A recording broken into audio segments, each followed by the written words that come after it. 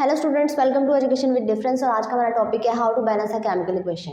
Chemical equation को balance करना बहुत से स्टूडेंट्स के लिए बहुत मुश्किल टास्क होता है कि उनको समझ नहीं आ रही होती कि हमने कैसे इस केमिकल इक्वेशन को बैलेंस करना है। तो मैं आपको कुछ मेथड्स बताऊंगी जिसको फॉलो करके आप इजीली अंडरस्टैंड कर सकेंगे कि हमने कैसे केमिकल इक्वेशन को both of the side, left and right side पे कैसे बैलेंस करना है। केमिकल इक्वेशन में देखना है कि कौन कौन से कंपाउंड बन रहे हैं। यहाँ पे कैल्शियम ऑक्साइड, अभी आप उस साइड को इग्नोर करें, उस तरफ को ना देखें, अभी इस तरफ को देखें कि कैल्शियम ऑक्साइड है इस साइड पे और HCl है। यहाँ पे Ca के ऊपर पॉजिटिव चार्ज है, कैल्शियम के ऊपर, ऑक्सीजन के ऊपर नेगेटिव चार्ज है, और यहाँ पे H के ऊपर पॉजिटिव है, Cl के ऊपर नेगेटिव चार्ज है।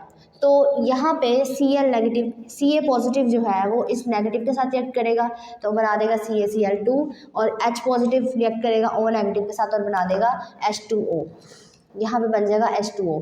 तो इधर जो है हमारे पास कंपाउंड तो बन गए। अब हमने देखना है कि एक तरफ अगर कंपाउंड Ca है तो उस तरफ Ca के कितने हैं, उनकी हमने क्वांटिटी मैनेज करनी है। उसके नंबर ऑफ एटम हमने बोथ साइड पे, दोनों साइड्स पे मैनेज करने हैं। तो सबसे पहले देखते हैं कैल्शियम। कैल्शियम के यहाँ पे एक है। कैसे पता चला कि एक है?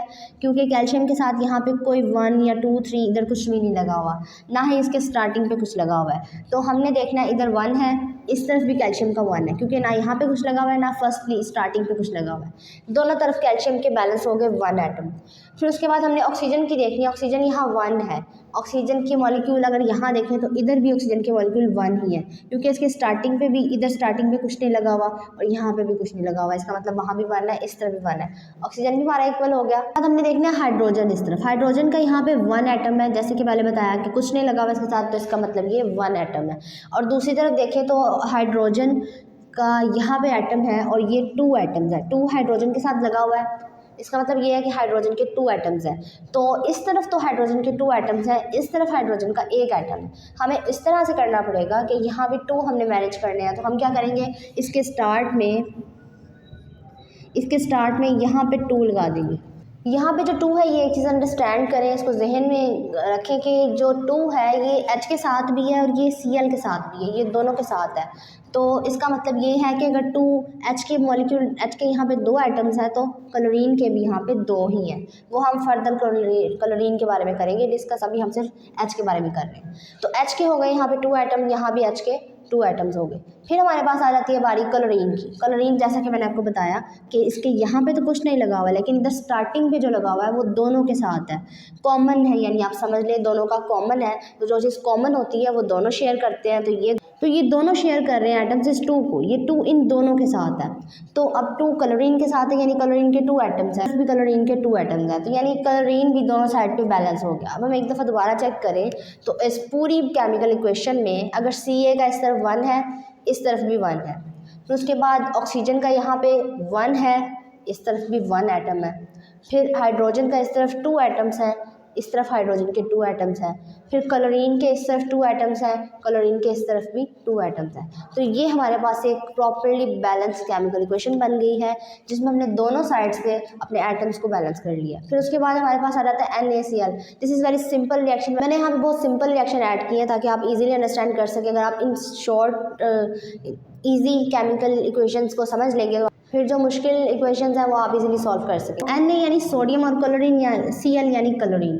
Na के ऊपर होता है पॉजिटिव चार्ज, Cl के ऊपर होता है नेगेटिव। तो पॉजिटिव नेगेटिव के साथ रिएक्ट करके एक कंपाउंड बनाता है, हमेशा ऑपोजिट चार्ज रिएक्ट करते हैं। उसके बाद NaCl जो है वो मिलेगा तो क्या बन जाएगा, NaCl। NaCl2 के साथ रिएक्ट करके NaCl बनाएगा। हमने देखना है सोडियम के इस तरफ एटम है 1 और क्लोरीन के इस तरफ एटम है 2, यानी इसके इधर तो 2 लगा हुआ है, स्टार्ट में नहीं लगा हुआ, लेकिन इस 2 का मतलब है इसके 2 एटम्स हैं। अगर हम इस तरह देखें सोडियम के 1 है, इस साइड पे देखें राइट साइड पे, तो यहाँ भी सोडियम का 1 एटम ही है, यहाँ भी 1 है। उसके बाद ये तो हो गया इक्वल। फिर हमने देखना है क्लोरीन। क्लोरीन के इस साइड पे 2 एटम्स हैं, तो इस साइड पे कितने एटम्स होंगे वो हमने चेक करने हैं। क्लोरीन के इस साइड पे 2 हैं, क्लोरीन के इस साइड पे देखें तो 1 एटम है। हमें क्या करना पड़ेगा इस क्लोरीन के साथ कि ये 1 जो है इसके साथ क्या मल्टीप्लिकेशन करनी पड़ेगी कि ये 2 हो जाए, यहाँ पे 2 एटम्स हो जाए। हमें या तो इधर स्टार्ट में 2 लगाना पड़ेगा। अगर हम इधर स्टार्ट में 2 लगाएंगे तो फिर Na के भी अब 2 मॉलिक्यूल हो गए, क्लोरीन के तो 2 हो गए हैं। हम यहाँ पे 2 नहीं लगा सकते क्योंकि NaCl2 जो है वो फिर हम कंपाउंड चेंज कर देंगे। NaCl जो है ये सॉल्ट है, टेबल सॉल्ट, उसका फॉर्मूला है, तो इसको हमने इसे एज इट इज़ यहाँ लिखना है। हम जब भी बैलेंस केमिकल इक्वेशन करते हैं तो एक चीज़ मोस्ट इम्पॉर्टेंट है कि आप कभी भी इस साइड पे, लोअर साइड पे, एलिमेंट की राइट लोअर साइड पे आप कभी भी कोई डिजिट नहीं लिख सकते। अगर आप वो लिखेंगे जो भी कंपाउंड या मॉलिक्यूल है वो चेंज हो जाएगा, तो उसको हमने चेंज नहीं करना, वो गलत हो जाएगा उस तरह करने से। आपने जस्ट करना है, जब बैलेंस करना होता है तो इसके स्टार्टिंग पे लगाना है बैलेंसिंग के लिए, आपने इस साइड पे कुछ नहीं लगाना। क्योंकि मैंने जब ऊपर वाले में भी किया था बैलेंस तो मैंने स्टार्ट पे ही यहाँ पे लगाया है, मैंने यहाँ नीचे कुछ नहीं लगाया, वो पहले से ऑलरेडी उनका कंपाउंड है तो वो उस तरह से बना हुआ है। अब हमने देखना है कि Na के यहाँ पे 2 हो गए हैं, इस तरफ हमने Na के 2 बनाने हैं, तो इसको स्टार्टिंग पे इसके क्या लगा देंगे 2। तो Na के 2 हैं इस तरफ भी Na के 2 हैं, क्लोरीन के इस तरफ 2 हैं, क्लोरीन के इस तरफ भी 2 है। क्योंकि मैंने आपको एज पहले भी बताया कि ये जो 2 है ये Na के साथ भी है और ये Cl के साथ भी है, तो ये 2 इन दोनों के साथ है। तो ये थी हमारी बैलेंस केमिकल इक्वेशन, हमने इस तरह से इसको बैलेंस कर लिया। अब मैं आपको एक और रिएक्शन यहाँ पे राइट करने लगी हूँ, उसका आंसर आप लोग मुझे कमेंट्स में बताएंगे। यहाँ पे मैंने H2O के साथ 2 लगाया हुआ है और इस साइड पे अब हमने देखना है कि यहाँ हाइड्रोजन के कितने हैं। ये 2:2 से मल्टीप्लाई हो जाएगा और फिर डिसाइड होगा कि हाइड्रोजन के यहाँ पे कितने एटम। इस साइड पे H के हैं 4 मॉलिक्यूल्स और ऑक्सीजन के हैं 2 मॉलिक्यूल्स। अगर हम उस साइड पे देखें, हमने प्लस करके बताना है, 1 और 1 2 है, तो यहाँ पे हाइड्रोजन के हो गए 2 एटम्स।